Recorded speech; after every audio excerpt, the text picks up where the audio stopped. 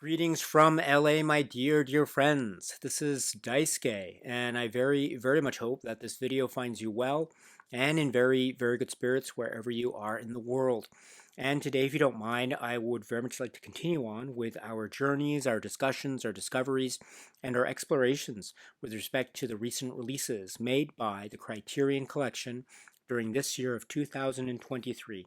And specifically, I'd like to focus our attention, if I may, on a set which has been designated collectively at spine number 1197. And it is this set, which is Jackie Chan, Emergence of a Superstar. This is a four disc Blu-ray set, and it includes 6 feature films starring Jackie Chan. And I'd like to focus our attention today, if I may, on one such film. It is the first in this set of 6, and this is a work which is described as being from the year 1978, and it is directed by Chan Chi-Hwa. And the name of this work, and please pardon me for my very poor pronunciation of the language, I hope you can forgive me, but this is Jatyubun Sikgong Gongmu, or as it's known in English, Half a Loaf of Kung Fu.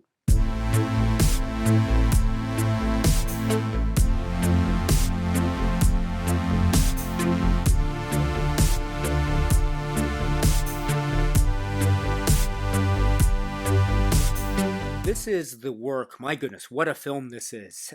This is described as being from the year 1978, and this is, the director is Chen Chi-Hwa, and the martial arts director, choreographer, the martial arts director is credited as Jackie Chan. And Jackie Chan also stars in this film, together with other really wonderful members of the cast, including James Tien and others. And this is also produced by Lo-Wai.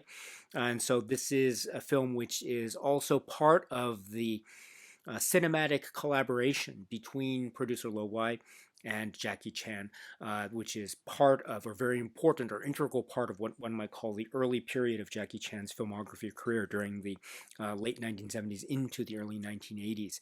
And it is this film. It is often described as a historical martial arts epic comedy, perhaps with a lot of emphasis on the word comedy. And it is known in English as Half a Loaf of Kung Fu. And I said, my goodness, what a film this is. And this is, in many ways, a madcap adventure romp. It is also described or also considered as maybe a type of subversive example of the genre. It has this, say, light, frothy element to it that is very much giving to a sense of, say, on-screen, almost comic, cartoon-like adventure settings or action settings, with Jackie Chan's character at the very heart and center of this. And speaking of Jackie Chan's character, this is Gong To. Essentially what this film is, set against the historical period, it begins almost immediately with his character kind of down and out, or just maybe a laid back character that is essentially trying to find a job. And we see him, for instance, trying to get a job very early on as a bodyguard in this particular setting, and that also opens the door for some very interesting madcap hijinks, mistaken identity, and also some examples or the potential for some action romp that involves martial arts and also martial arts choreography. But that's not the end of the tale, because he also tries to find jobs elsewhere, our main character of Jackie Chan. And this also involves being introduced into this, household where he is maybe trying to find work as a type of groundskeeper or a work person or handyman of sorts. But this also leads into some further developments of intrigue and mystery. Some mysterious guest or person at one area of the court that leads into some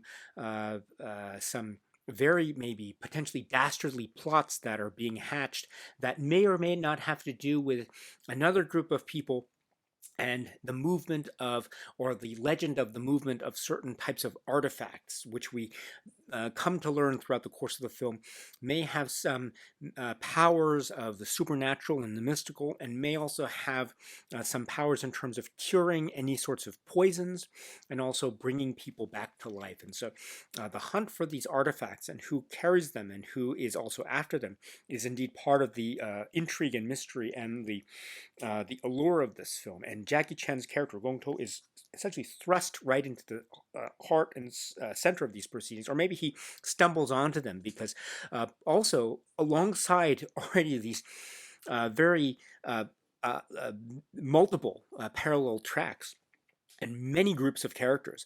We also have the idea of mistaken identity. As I say, Jackie Chan's character seems to stumble onto, say, certain bits of intrigue and fighting, and maybe he is very accidentally thrust upon the scene, which then leads to mistaken identity. And maybe one instance early on where he is mistakenly identified as a type of heroic figure, a bounty hunter who has brought a known criminal to justice to a certain degree, and that brings a certain amount of fame and fortune along his way. But also, that means that he has to deal with the consequences of adopting such identity, and who else might be out there in the world that might know who he really is, and what happened to the original persons whose identity he has adopted.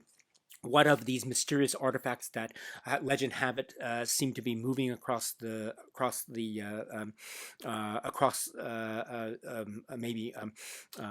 place to place, and what sects or rival sects or factions might be after these? What does this have to do with the initial court and the mysterious guest or woman that may be part of the entourage that Jackie Chan's early job hunt brought him towards? What about these mysterious deaths that are occurring? What about mysterious sagely figures that seem to be emerging and disappearing at very convenient times in terms of the plot and Jackie Chan's own, say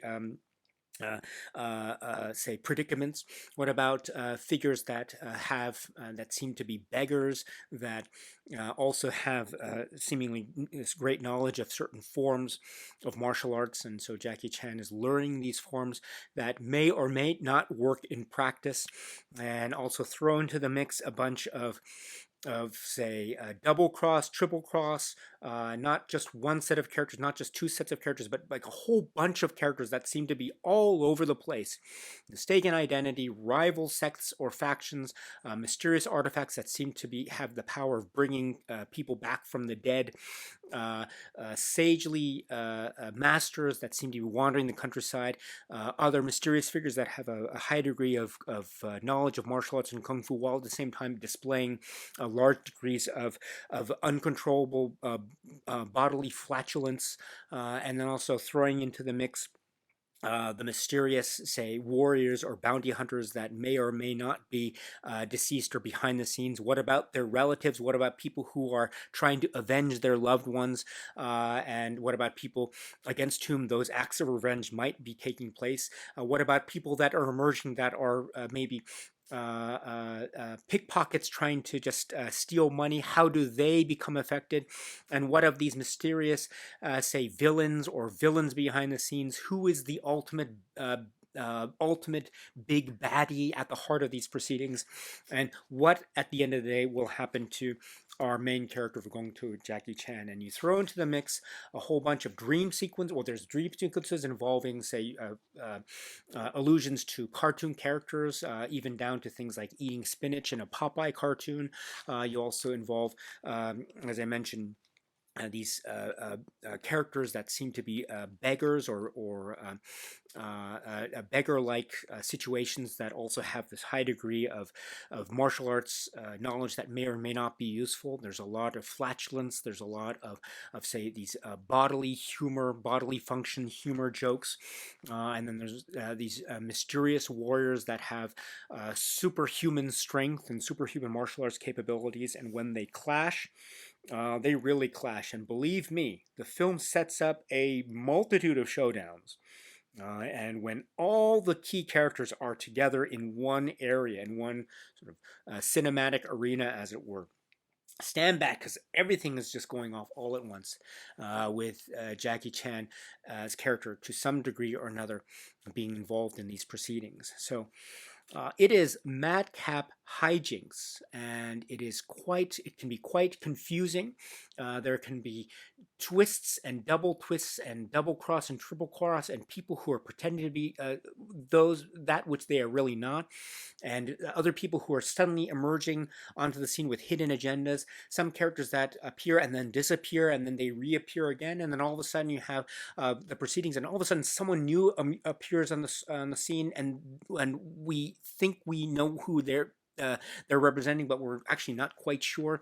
And then layer upon layer upon layer upon layer, and then that's it. That's the way that the film sort of progresses to its denouement, climax, or conclusion. And believe me, with a film like this and the martial arts pedigree that it is showcasing, displaying, you know that it's heading towards a kind of climactic showdown of martial arts prowess and action choreography. It also has mixes of comic humor and also occasionally flashes of violence. I would say, maybe in the context of the films that we will see throughout this set, Emergence of a Superstar, one can say that there is this blend or mix of, say, comic hijinks on the one hand and some sudden bursts of intense almost violent action sequences on the other. And while maybe Half a Loaf of Kung Fu might not be the most intense example of this type of divide between these two types of sectors, there might be some more intense examples as we progress through this film. Nonetheless, there is that kind of display or showcasing in this film to a certain degree.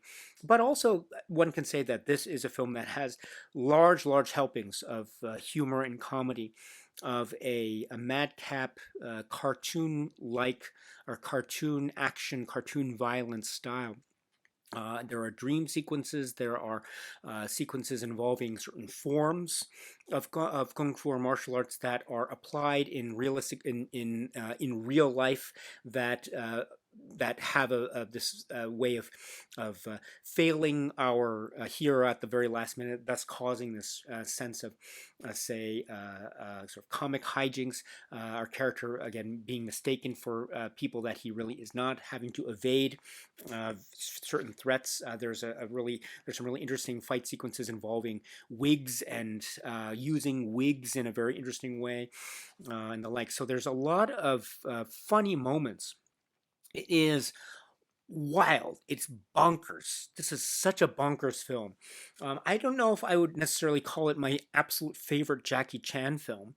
One can say that it is a Jackie Chan film in that it does star Jackie Chan, but a lot of the sequences, or many of the sequences, are ones that don't involve Jackie Chan in the fight choreography on screen.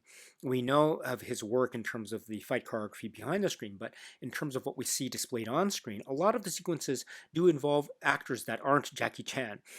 So in that way, Jackie Chan could be said, or his character could be said to be sometimes sidelined, especially when we consider all of these plot level upon plot level upon plot level, and this connected to this or that connected to that. Suddenly this character emerges out of nowhere and is connected to this character, who then disappears from the scene and then reemerges, and this thing happens and that thing happens, and oh my goodness, and suddenly this rival group comes in and that rival group comes in, and oh my goodness, and this bad guy comes from out of nowhere, and that kind of thing. And then what happens to Jackie Chan, his character? Sometimes he's in the middle of all this chaos, but other times he might be sidelined in favor of these other characters that are emerging. So it is, in that way, a type of ensemble. And it is in that way a film that does have Jackie Chan on screen for some of the time. He is in many ways our guide, or the connective tissue, in a manner of speaking, because it is his adventure that we follow that leads us to all of these things that happen, leading ultimately to the climax, where he is also very much a part of. But it is also a story about characters other than him. So in that way, it has this type of ensemble aspect. But we also understand that there's the Jackie Chan choreography that we understand is a part of his emerging career behind the camera and his emerging sense of control over the style and substance of the film. While he is not credited as the director, there is, we understand, a degree of creative control that he has over these fight sequences. And there is this way in which the choreography does use not just the body and the body movements, but also props and pieces of clothing, and also the environment around the people, which I think serves very well, serves quite effectively. And also, there are glimpses of what one might call the Jackie Chan persona that will be very much exploded on the screen in some real iconic Jackie Chan films later down in his career. But while this film might not necessarily, compared to say some other later Jackie Chan films, might not necessarily be considered the ultimate in terms of a Jackie Chan film experience, nonetheless, there are these undeniable glimpses, very strong and entertaining glimpses of Jackie Chan and his characters, say, down and out, sense trying to evade, escape the danger rather than face it head on. Although there are aspects of his character that are very heroic, he succumbs to he sometimes succumbs when he is tempted by certain things. Maybe there's a young lady, that his character might be attracted to, that may affect how he views a situation. He himself might be initiating the aspect of mistaken identity, or he himself maybe due to reasons that are beyond his control, might be mistaken for someone, while other more quote unquote authoritative and more skilled sifu or masters appear on the scene and handle the situation, while he is also trying to deal with his own set of a chaotic, say, tumult in the comic style that is part of this, set against this historical martial arts backdrop. So it is, in many ways, maybe a comic version, or maybe in a subversion of this type of martial arts wuxia style. And it's done in a way that I think is very comic and very endearing. It's not necessarily, again, for everyone, and I don't think it's, for me, my own personal favorite Jackie Chan film, but I do enjoy it because I like how it approaches action and style. There's a way that it is very, I think, very it is accessible. It is like a live action comic book or live action cartoon come to life, with Jackie Chan and company being these live action stand-ins for the cartoon characters. And even when these dastardly things happen, and death and destruction do happen on screen, and they do happen on screen, even when they do, it is this type of cartoon violence type of aesthetic, which I think is displayed, which still has a way of bringing us along for the ride in this very entertaining way. I think ultimately, at the end of the day, Hafalofu Kung Fu is undeniably endeavoring, and the people who are making this film are undeniably endeavoring to entertain. And that is the ultimate mission of this film, Hafalofu Kung Fu. You can tell from the get-go. And I think, if anything, it does satisfy that mission, I think, quite confidently. It is a very entertaining film. Again, just to conclude this, it is not my favorite Jackie Chan film, and I think there are times when I think, oh my goodness, it's almost going out of control in terms of who these characters are and what and where and when. But that's part of the point too. One might think, in terms of taking these genre expectations and almost turning them on their heads, and just saying, you know. There are these details, and we'll put them into the film, yes, but also at the end of the day, we can follow along while not necessarily needing to know all the details. We'll give them to you, but we don't need all of them while still being able to enjoy all these set pieces. And so I think in that way, there are many ways to look at this, and many ways to appreciate and absorb and engage with this film, Half a Loaf of Kung Fu, and the like. So, and finally, it can be seen, and it's been acknowledged by many Jackie Chan experts who are much more expert than I, Uh, I don't acknowledge myself to be in any way a Jackie Chan expert. I'm a fan of his work, but I'm not an expert. But this has been acknowledged as being a really important stepping stone in the context of, say, Jackie Chan's relationship with producer Lo Wei or Lo Wai, and also how this is in one of the turning points from the efforts in trying to establish Jackie Chan early on as possibly the heir to Bruce Lee, and also trying to show him in a quote unquote serious side early on.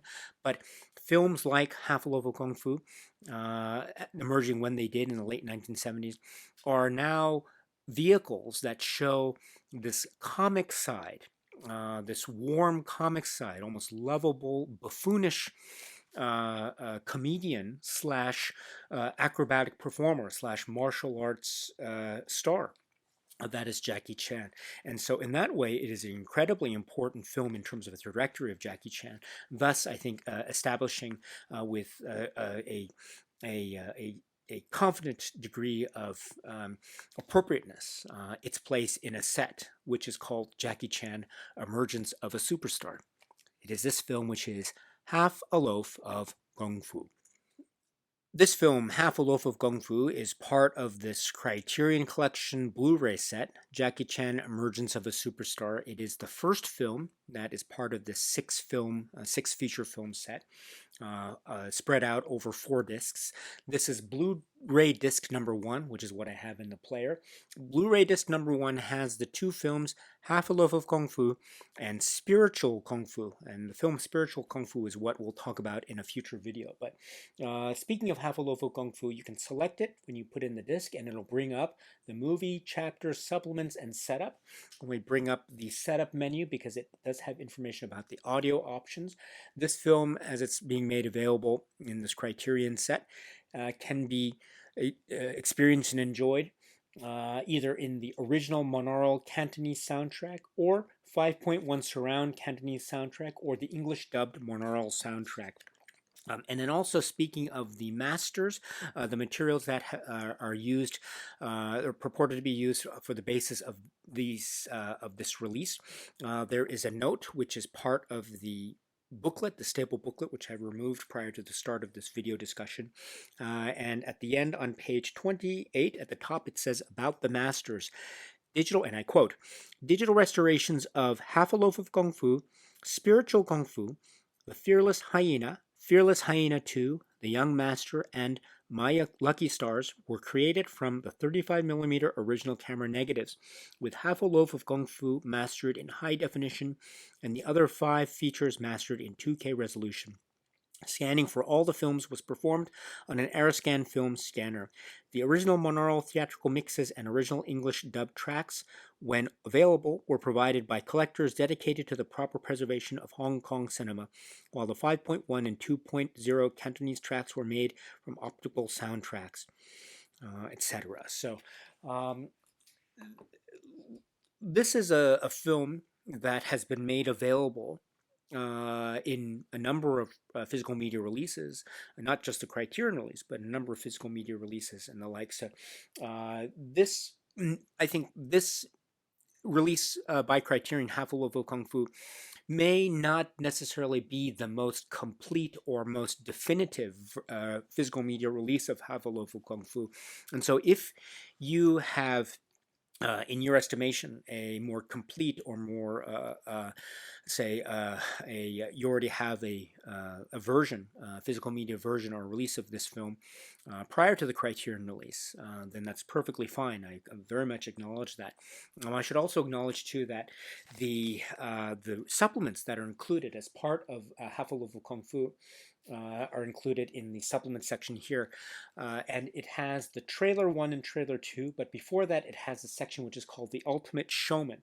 And this is described as, in this interview, originally aired on the Criterion channel in 2020, author Grady Hendrix showcases the characteristics and skills that made Jackie Chan a superstar. So please note that there is no commentary track that is included here in the Criterion release of Half a Loaf of Kung Fu, either a commentary track that was carried over from any prior recorded commentary track release or a new commentary track. We don't have anything like that here, unfortunately. So that might be another a reason to hang on to any previous non-Criterion physical media release of Half a Loaf of Kung Fu if you have that. But what we do have that is part of this Criterion release is the Grady Hendrix discussion. It's called The Ultimate Showman. This is described as being from 2020. It's approximately 10 minutes. Grady Hendrix is a very fascinating and a very interesting figure for many reasons. I think one such reason is the fashion choices that he makes when he appears on supplements that appear in, say, certain aspects of Criterion Collection releases. And this is no exception to that. When you put this in or you play the Grady Hendrix supplement here, check out his jacket. What a really fascinating jacket choice he has here. But not only is his jacket choice fascinating, what he says about Jackie Chan overall, and it serves as a really great introduction into the world of Jackie Chan. As I mentioned, I think one maybe group of say customers, potential customers for this set would be people who are new to the world of Jackie Chan and are looking for maybe a good, not necessarily complete, but I think still very good introduction into the world of early Jackie Chan films. And so if you happen to be in that situation and being introduced to Jackie Chan for the first time, then I would very strongly recommend the Grady Hendrix discussion, because Grady Hendrix does talk about Jackie Chan overall, the reasons why Jackie Chan is Jackie Chan, the reasons why he is so famous on a sort of cinematic legend level. People go to his films to watch a Jackie Chan film, much like people went to see a Buster Keaton film or a Jacques Tati film. And so he is very much his own on-screen persona. Um, and he describes it as Jackie Chan is a genre unto himself, which I think is a very apropos way of describing Jackie Chan. Also describing his background in the Peking opera and how he developed his highly trained level of his focus on theater and performance, as well as the physical acumen and prowess that he displays. And also early on in his career, as he endeavored to establish his career as an on-screen presence, that many people, such as Lo and others, maybe were trying to look to him or look to see how Hong Kong action cinema would develop after the period of films in the early 1970s of Bruce Lee. And so many people regarded or the possibility of, say, Jackie Chan being, quote unquote, the next Bruce Lee. But as we have it, and as shown in wonderful examples in this set, for example, we see Jackie Chan turning his on-screen persona in a way that in many respects could be said to be quite the opposite or very antithetical to what Bruce Lee's on-screen persona was in the action films that he was involved with, some of which involved Lo-Wai as well. So therefore, we get then a discussion from Grady Hendrix about Jackie Chan's career. We don't necessarily get a lot about his early career. But we get a sense of what the Jackie Chan aesthetic is once it is, quote unquote, established in films like Police Story or Police Story 2. And Grady Hendrix describes Jackie Chan's aesthetic as involving a kind of plot as a framework upon which these set pieces are allowed to breathe and be examined. And these set pieces involve highly choreographed action that is using oftentimes a kind of camera work that allows for a minimal interruption in terms of allowing the viewer to absorb and to appreciate all that's going on in the frame, to provide information to the viewer. That's also very important in the Jackie Chan aesthetic, according to Grady Hendrix, the way in which the film is giving the viewer information. And also part of that is showing all of the facets of the physical performance, not just the martial arts action, but also the follow through or the result.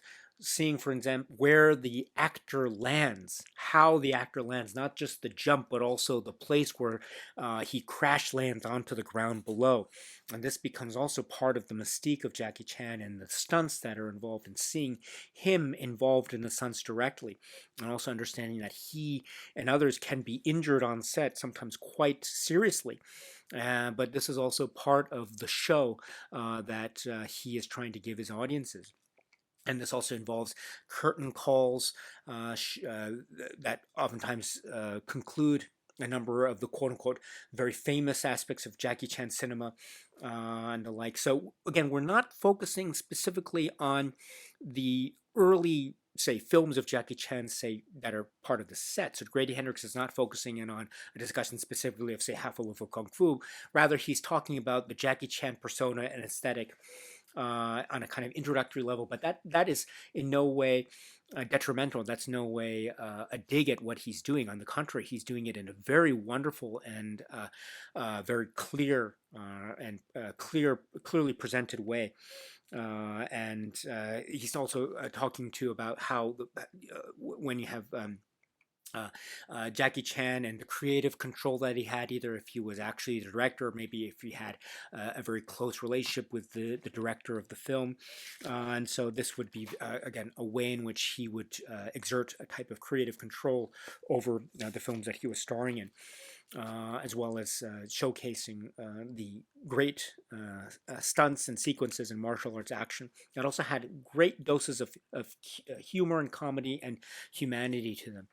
And like, and he'd also showcase not just the fighting skills, but also a type of comic buffoonishness that was purposely applied, again, for the sake of further allowing the audience to be entertained and to laugh and to go along with it, and maybe even understand what was going on as well. In terms of where their sympathies would be, and they would always go with the Jackie Chan character because that's how the films were designed, and they were designed in this really welcoming and warm way.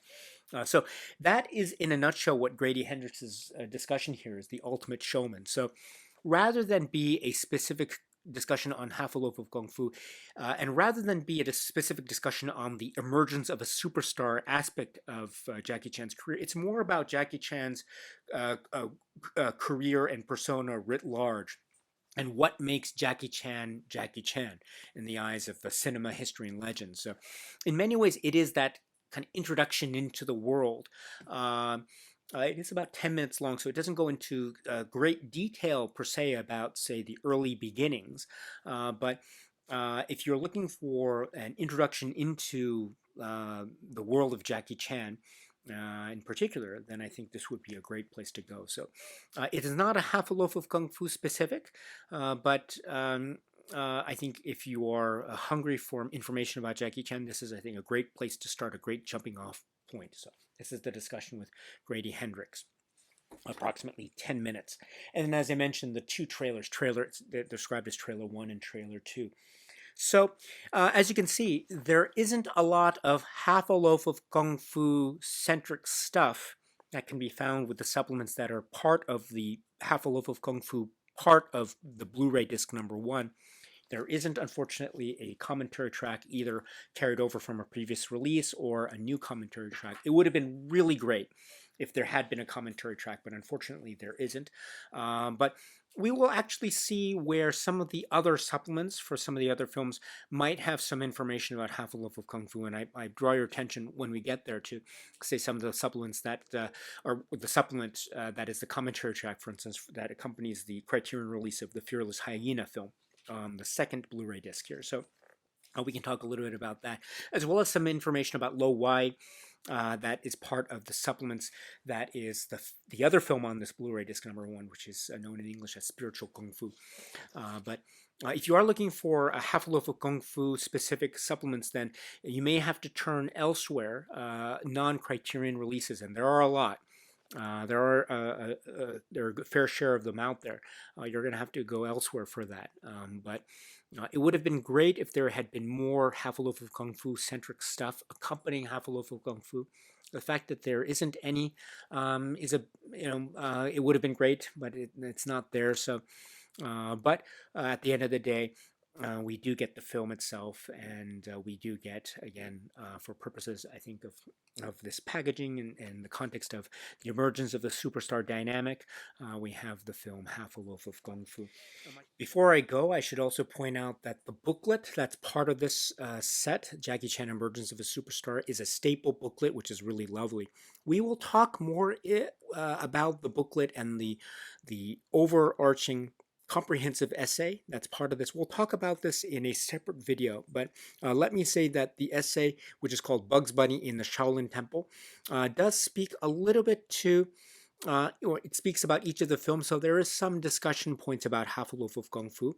But I should also point out that the booklet does have an Half a Loaf of Kung Fu centric pages, pages 2 and 3, which has a brief write-up of what the film is, and also cast and crew credits, and also credit information about the specifications and the like. So Half a Loaf of Kung Fu parts are here in terms of the booklet, but it is a comprehensive booklet, or it's probably better considered to be a comprehensive booklet. So we will talk about the booklet and the essay in our separate video going forward. But my dear friends, let's end the conversation here. We can continue the conversation with a discussion on the next film, which emerges in this Criterion set, and that film is called Spiritual Kung Fu.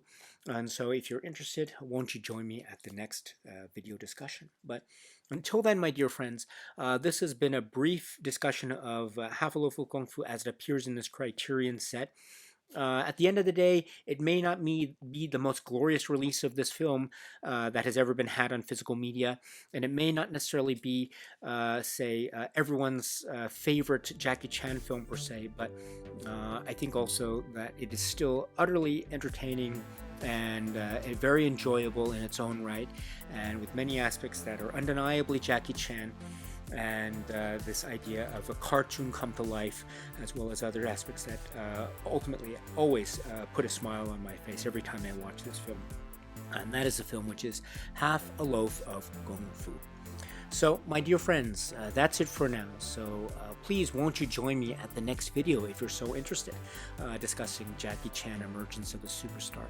So until the next video, my dear friends, please continue to be happy and healthy and well, and please keep on watching a lot of great films, including the films of Jackie Chan, including the films contained within the Criterion Collection and beyond.